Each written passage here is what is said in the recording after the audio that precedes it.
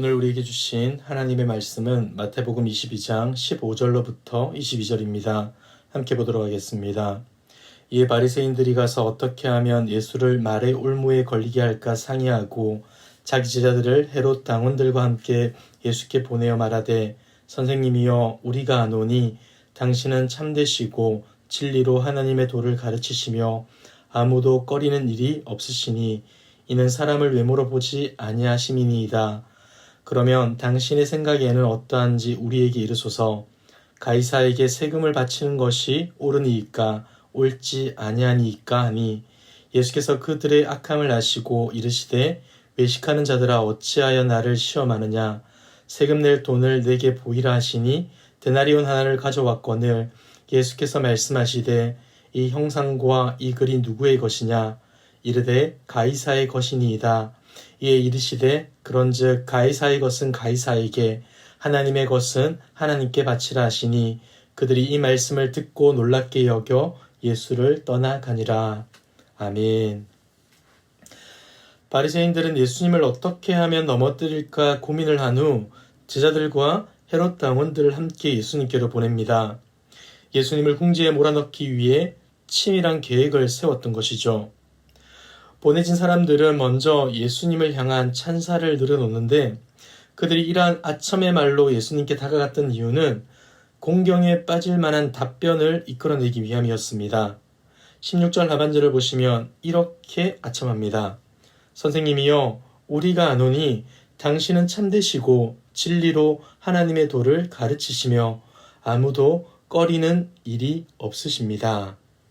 이 말에는 주변의 시선, 특히 로마 당국을 의식하지 말고 거침없이 말하라는 의도가 깔려 있습니다.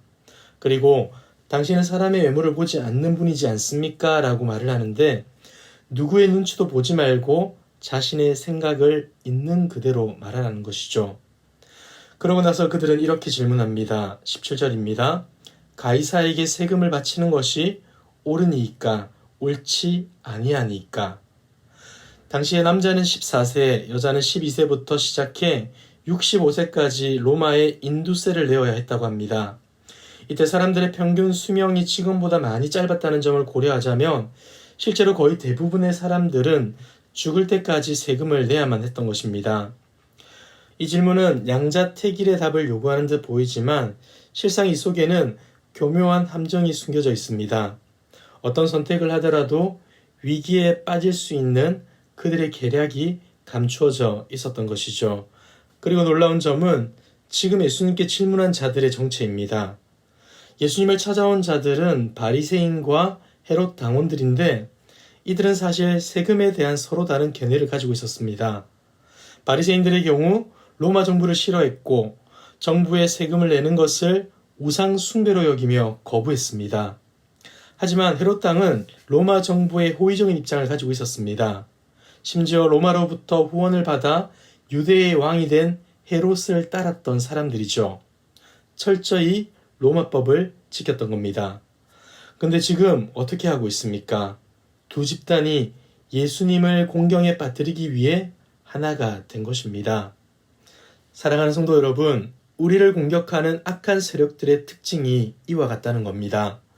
그들은 탐욕을 채우기 위해 자기들끼리 싸우다가도 주님의 선한 사업이 시행되게 되면 힘을 합쳐서 함께 저항한다는 겁니다. 때문에 우리는 그들의 특성을 이해해야 되고 적절히 대처해야만 합니다.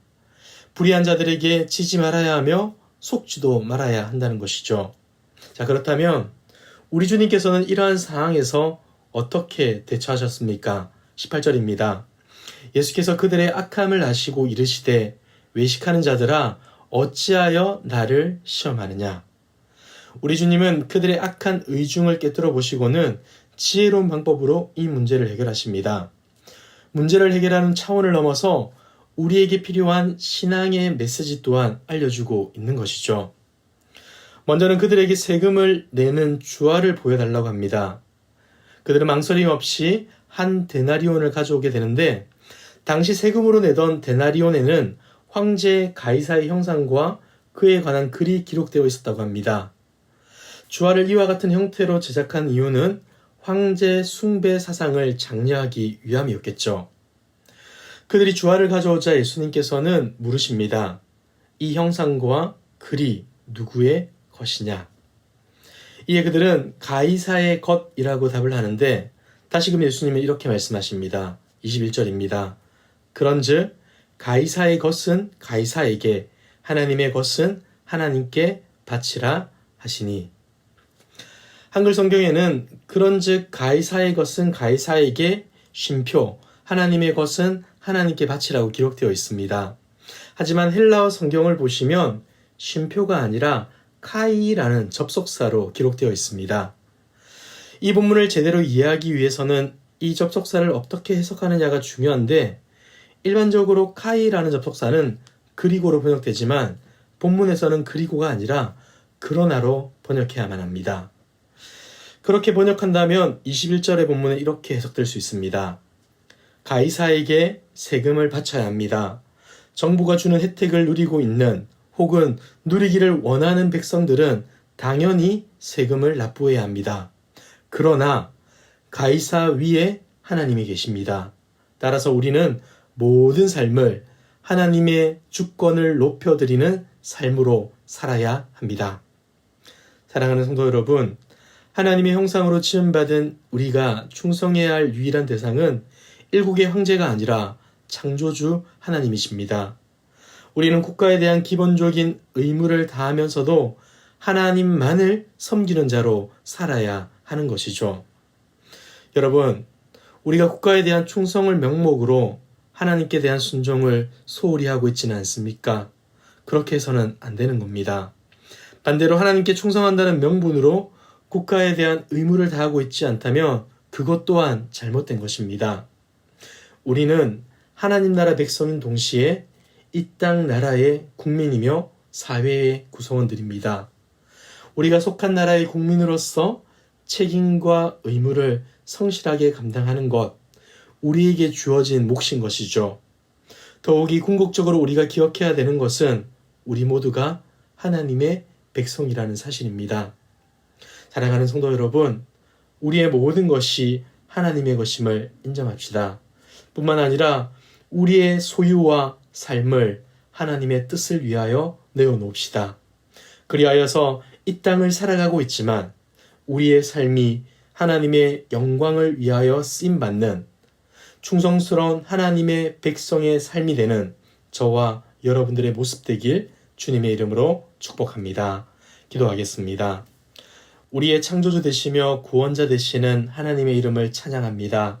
오늘도 주님의 은혜와 사랑을 누리며 살아가게 하시고 하나님의 형상을 가진 자로 하나님의 뜻을 따라 하나님을 예배하는 삶 살게 하심에 감사드립니다. 하나님이 허락하신 이 땅에서 책임과 의무를 다하며 살아가게 하시고 궁극적으로는 하나님께 속한 하나님의 백성임을 기억하며 모든 영역과 자리에서 하나님의 영광만을 드러내는 우리 모두 될 수 있도록 인도하여 주시옵소서. 이 모든 말씀 예수 그리스도의 이름으로 기도드리옵나이다. 아멘. 이 시간 기도하실 때 주신 말씀을 붙들고 기도하시고 주간 기도 제목을 따라서 환우들과 섬김 사역을 위하여서 기도하겠습니다. 영적으로나 육적으로 연약한 자들을 기억하시고 기도해 주시고 기쁨으로 섬기는 우리 교회 되도록 모든 섬김 사역을 통하여서 세상의 소망이 되는 행복한 공동체 되도록 기도 부탁드립니다. 특별히 어제부터 시작된 중등부 여름 수련회 가운데 은혜를 더하여 주시고 주님을 알아가는 기쁨이 가득한 수련회, 우리 아이들이 주님을 인격적으로 만나는 영광스러운 수련이 될 수 있도록 기도 부탁드립니다. 합심 기도 제목과 각자 가지고 오신 기도의 제목으로 기도하시다가 자유롭게 처소로 돌아가겠습니다. 기도하겠습니다.